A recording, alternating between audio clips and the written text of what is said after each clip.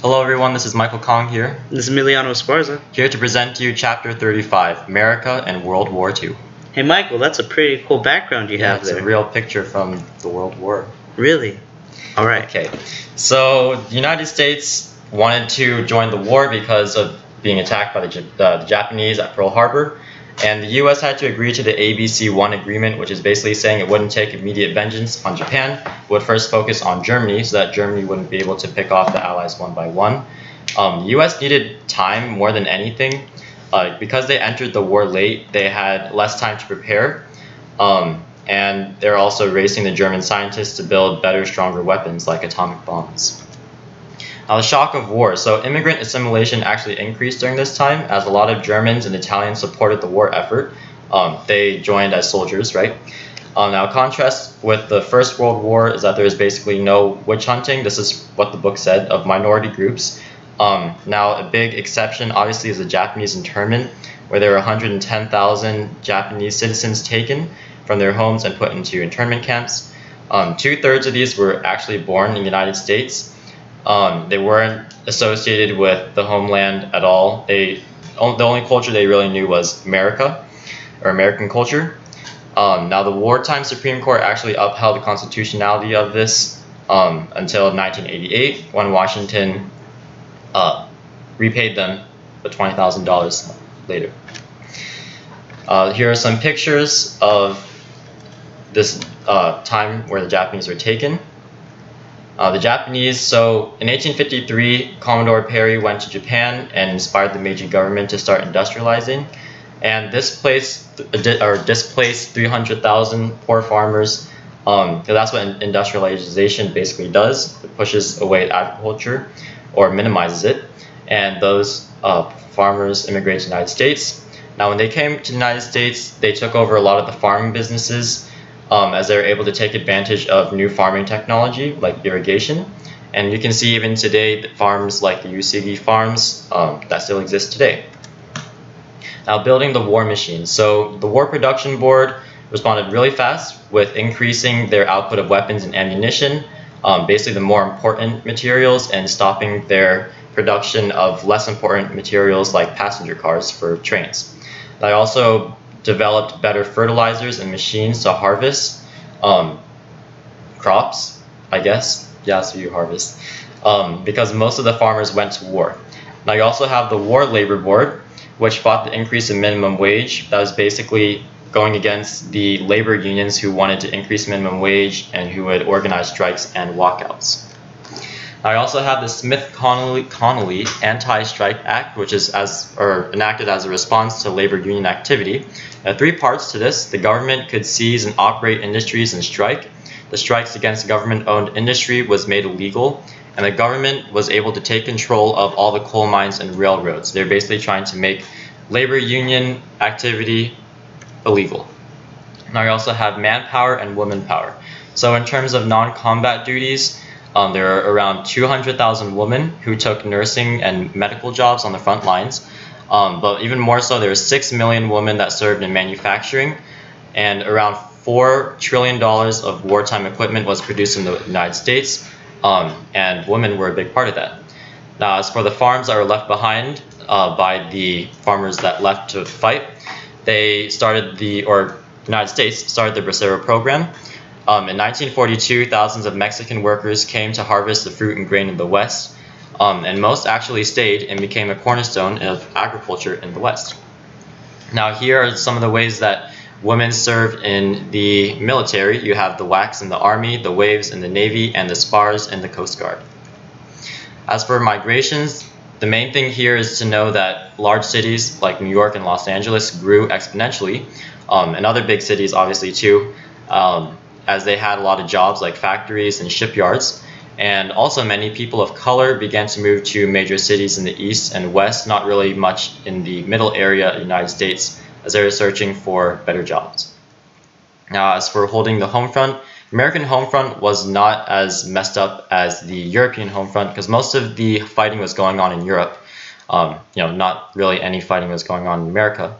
But Americans were affected through water rationing and sugar rationing and other vital resource curfews and rationing, all that kind of stuff.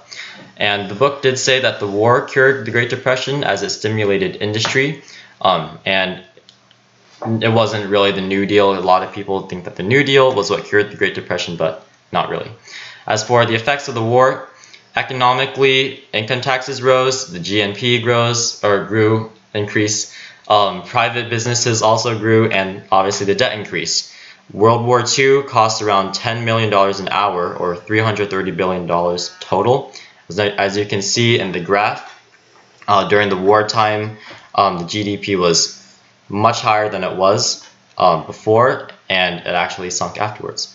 Now, socially, there were more government-supported housing and daycares for workers, and as you can see with Macy's in New York, the American consumer culture was starting to develop. For the rising sun in the Pacific, some claim that World War II was actually started back in 1931 when the Japanese invaded Manchuria. Now, after the Meiji government started their industrialization, the Japanese had assembled a powerful military empire, and they wanted to show this off. And the Japanese empire attacked the United States because they saw the US as the only thing in the way of complete dominance of the Pacific, which led them to attack Pearl Harbor. Alright, so we're going to talk about Japan's high tide at Midway. Now, this is one of the most decisive battles of World War II, where it was over the small Midway Island. It was supposed to be a crushing defeat for the Americans and a total surprise attack, but the Japanese, their signals were intercepted by the Office of Naval Intelligence, and it allowed a fleet to be scrambled to actually defend the islands. And it was a major turning point in the war in the Pacific because an entire Japanese fleet was destroyed. Up to 3 aircraft carriers were lost, and the Japanese Navy was really never the same after that. It also ended the myth of Japanese naval superiority, where no other sea-bearing country could defeat them in terms of naval power. Now, the American strategy to beat the Japanese was called island hopping. Now, this was a very bloody, very costly military strategy where every island that had a Japanese outpost on it of any kind was attacked, invaded, and the outpost was destroyed, and the Japanese defenders were kicked off.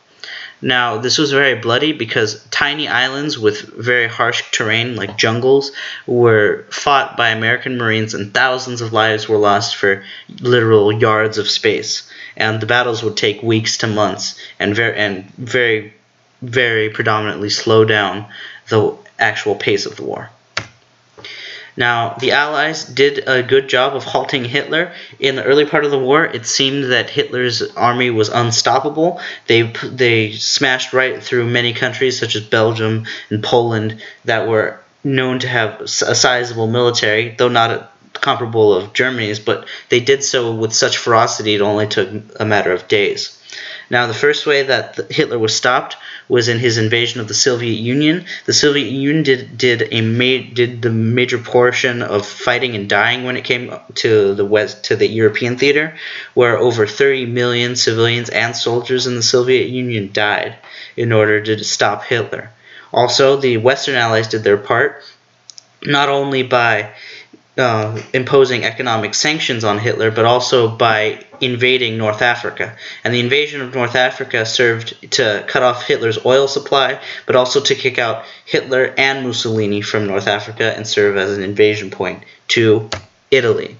Now, Italy was an Axis power run by Benito Mussolini, and the United States and the Western Allies moved in through North Africa and invaded through Italy, through the island of Sicily. Now, the invasion of Italy went very well in the opening months, but the invasion was bogged down near the northern border into Europe because of heavy fighting and very mountainous terrain that stopped a lot of the major advances. This all culminated in D-Day, which was June 9th, 1944, where the key invasion that opened up that second front in Europe that Stalin wanted began, where Operation Overlord invaded the Normandy region of France. Now, this consisted of 5 main beaches: Utah, Omaha, Gold, Juno, and Sword. Now, the first part of fighting that was done by American and British paratroopers that were there to secure bridges and key infrastructure to kind of stop a German counteroffensive so that they could gain a foothold on the beaches. Now, at home, there was a lot of political trouble because FDR was elected for his 4th term against Dewey.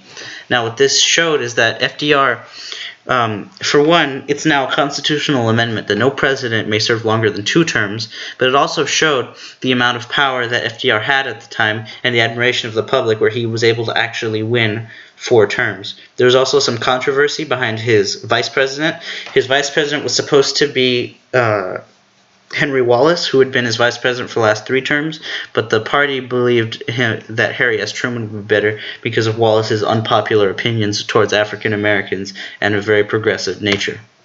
The last days of Hitler were marred with extreme sadness. The Fuhrer was very depressed and believed most of his generals, who at the time he had executed, believed that it was at their fault that his strategies were not executed in a way that allowed for victory. Now, the last time he was seen actually in public was to command a battalion of child soldiers that were supposed to defend the Reichstag, which is a bunker that he actually lived in and committed suicide in at the end of the war. Now, Japan, they died very hard. They'd been kicked off of each one of their colonial possessions, and what that caused is a domino effect where Japan was only confined to its major home islands. However, an invasion of Japan was not tenable because it would cost millions of men and hundreds of thousands of civilian lives. Now, at this time, it's important to note that Japan lied in ruin because of strategic bombing on the part of the United States. Many of its major cities were actually destroyed. The atomic bombs.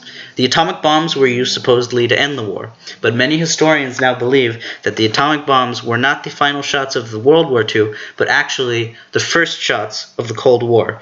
It was believed that Harry Truman thought that the atomic bombings would show the newly powerful Soviet Union that the United States was not willing to be trampled underfoot, and neither were the Western Allies, that they were power and that they could use them for bargaining chips both now and for deciding the spheres of influence in ruined Europe. The Allies, as we all know, were triumphant. We don't speak German, we speak English, or American, as I like to say. You speak American. I speak American. So what happened was, as we all know, the strategies worked, but hundreds of thousands of soldiers in the U.S. died, and over 60 million people died in the entire conflict. And pretty much all of Europe and Japan were destroyed. Millions of Soviets were dead, but the Allies did prevail. Alright guys, that wraps it up for our video. Thanks for watching, and sorry for talking so fast. He has to catch a bus now. How dare you, Michael?